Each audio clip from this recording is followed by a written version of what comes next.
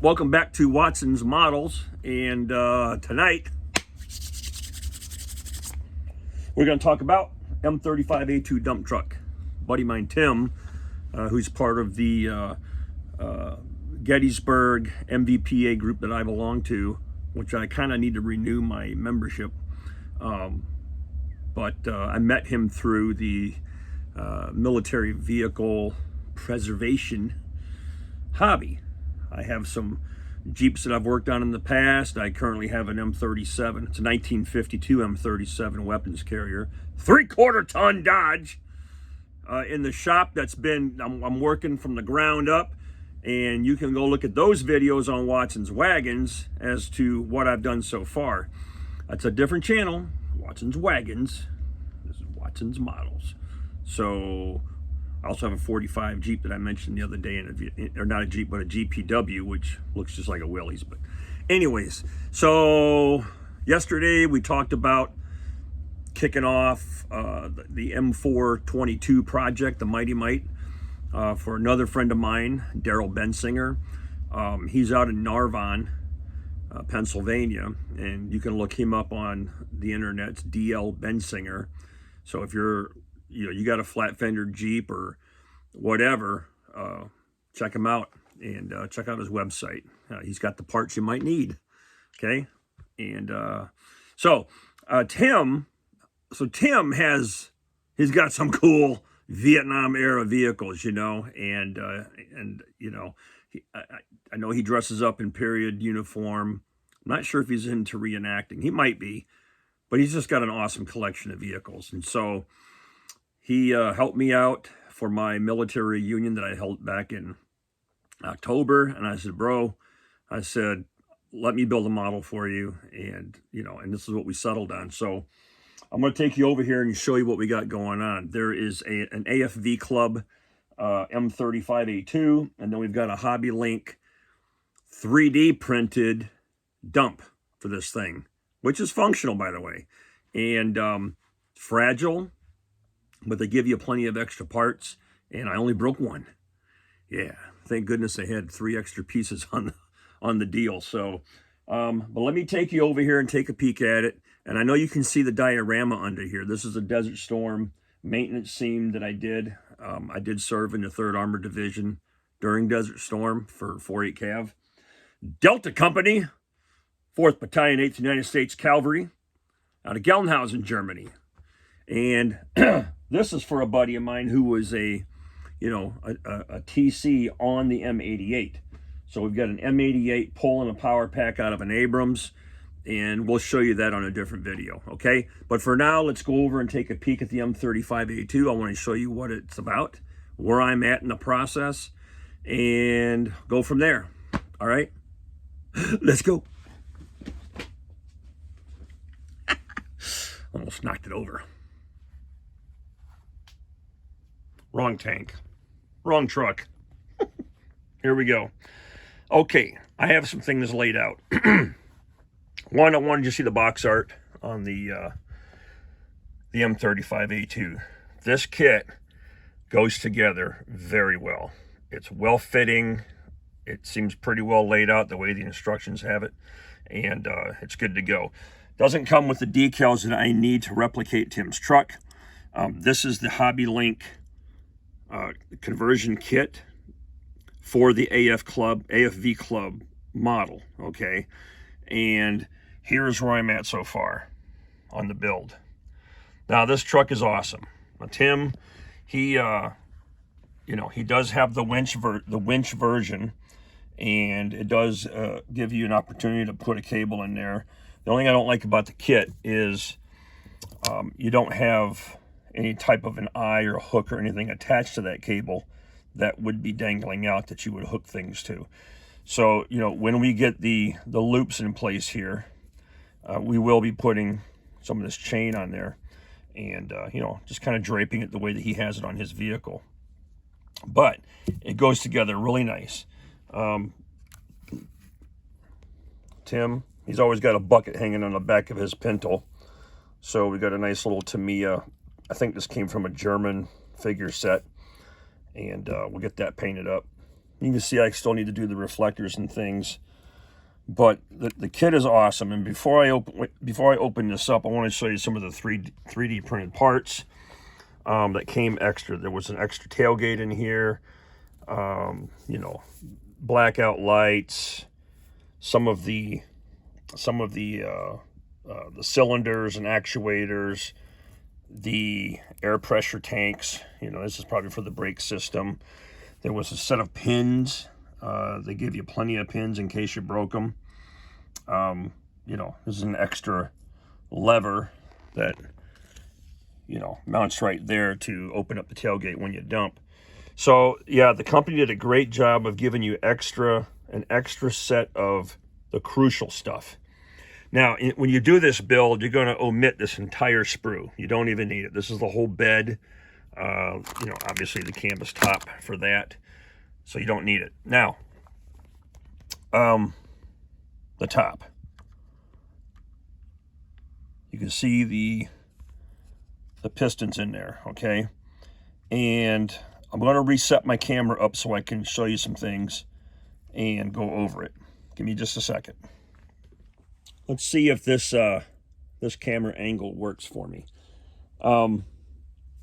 Right, so the kit, the doors can be positioned open or closed. It's totally up to you.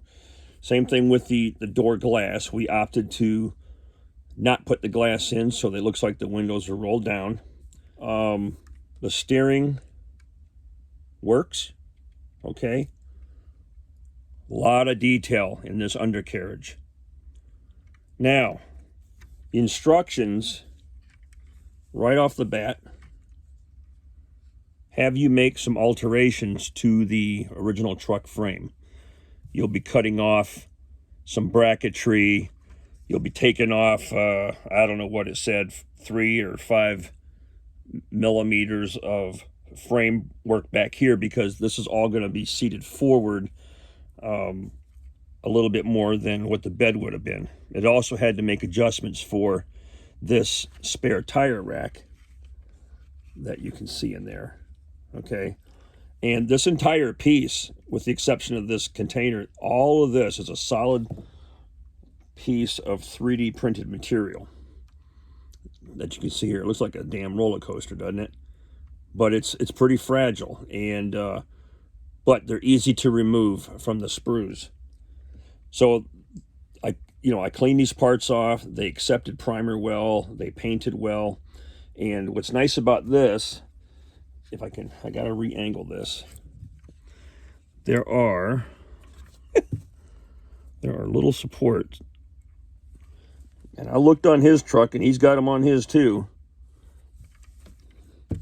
And I'm assuming those are supports for, you know, if you're doing maintenance on it or whatever. But will hold the dump in place, so you can display it that way.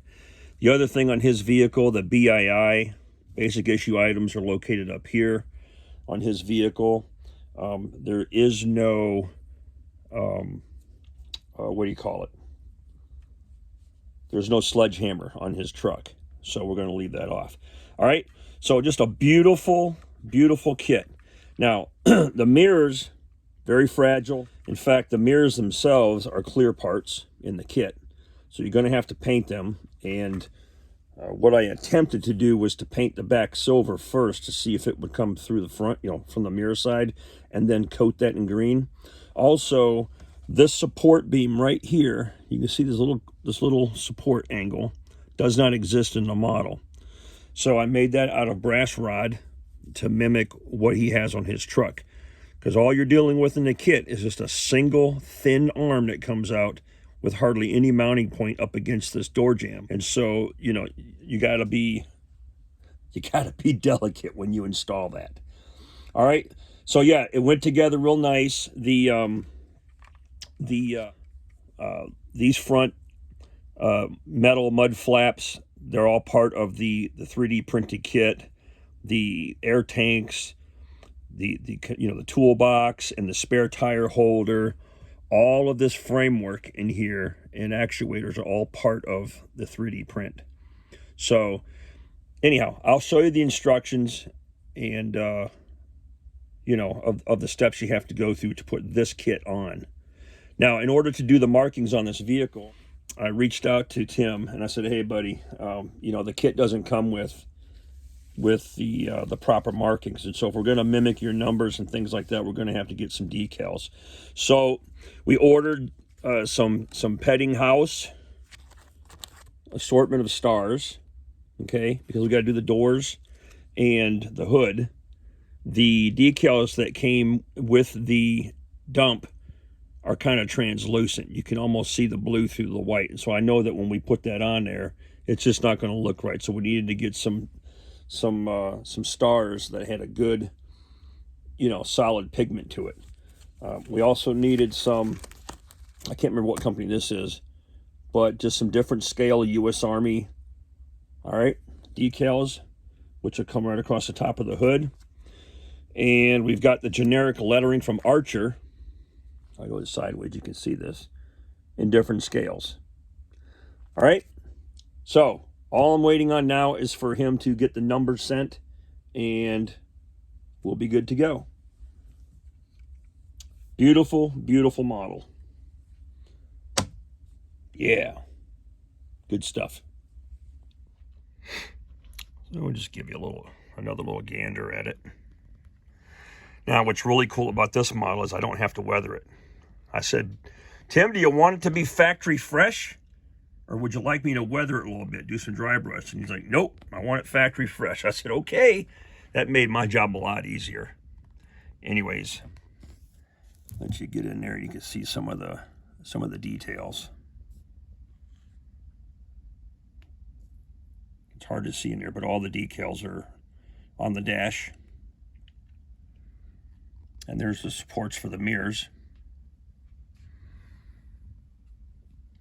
Good deal.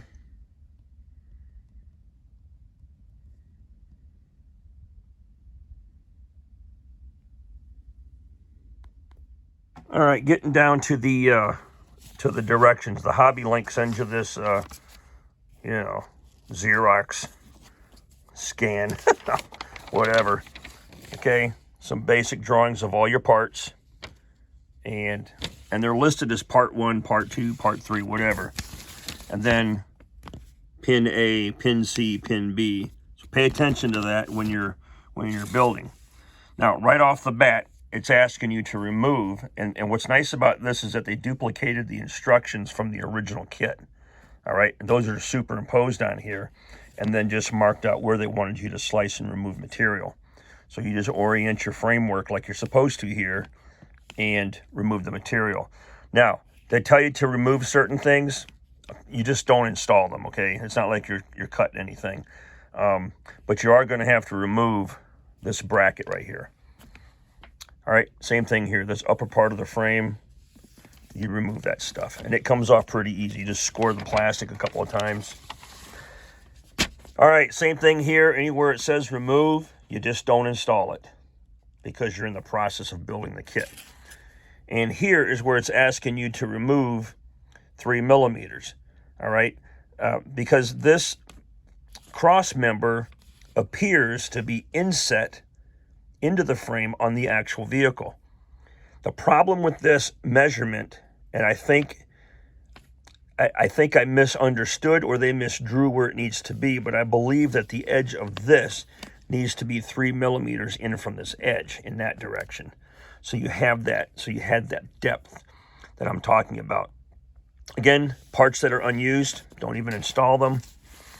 Here, we're getting the parts together to make the cylinders. And this right here, on the back of the cab, all you're doing is taking and removing these little swell marks on the back, okay? You're not cutting a full section out, you're just scraping out this little bit. A couple of swipes with an X-Acto knife and you get that nice and smooth to the rest of the cab and you're good to go. Okay, here is the bottom framework assembly. Notice where it says pin A and the orientation of your hydraulic cylinders. Oh, CA glue on all this, by the way. I didn't have any luck with Tamiya, the thin Tamiya stuff. A little more detail on the hinge underneath. Okay, there's that handle. Your full assembly. This is tricky. Now, when you build your tire and you get this painted and everything else, I was surprised at how strong that the structure was, because it looked like a little skeleton piece of material. Just, all I can say is that you're going to try to hold an edge as you try to roll the wheel into this slot, because it's extremely tight from here to here. So just be careful on that when you install that tire. All right. This kind of shows you the location on the back of the cab where it goes. Now we're setting the dump into place. Part 17, don't forget that.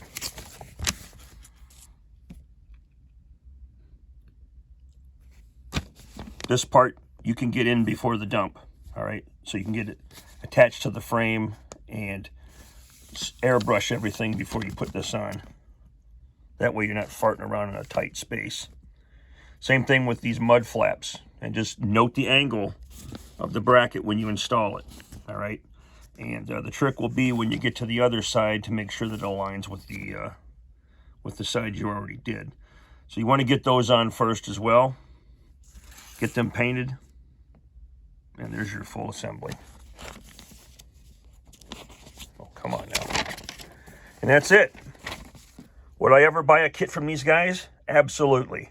But I didn't have to pay for this one. So this is a cool build. When we get done with it, yeah, as I film something else, I'll come back and show you the results of the vehicle, and then we're going to get this thing delivered and dropped off to Tim. Thank you for watching, Watson's Models. I really appreciate it, by the way. I was checking on the demographics of, who signed up so far, and this is funny. 100% of the people that have subscribed are from the ages of 55 on up to like 65 or something, which is really funny. There's no young people in there. It's just us old guys. Maybe we're the only ones that have time to monkey around because we're retired or getting ready to retire. I don't know. But I thought that was interesting on the demographics. So thank you for subscribing. And if you haven't subscribed yet, please, I don't know if my little subscribe button pops up on the screen or not. I don't see it on the phone, the phone thing. So, but if it doesn't, please, I would really appreciate it if you subscribed and help me build this channel. I think it's going to be fun. And as you can tell, I got more things to do than you can shake a stick at. So it's going to be diverse. Mostly tanks, but fairly diverse. All right. Have a good night. Be safe. And come back and see us again.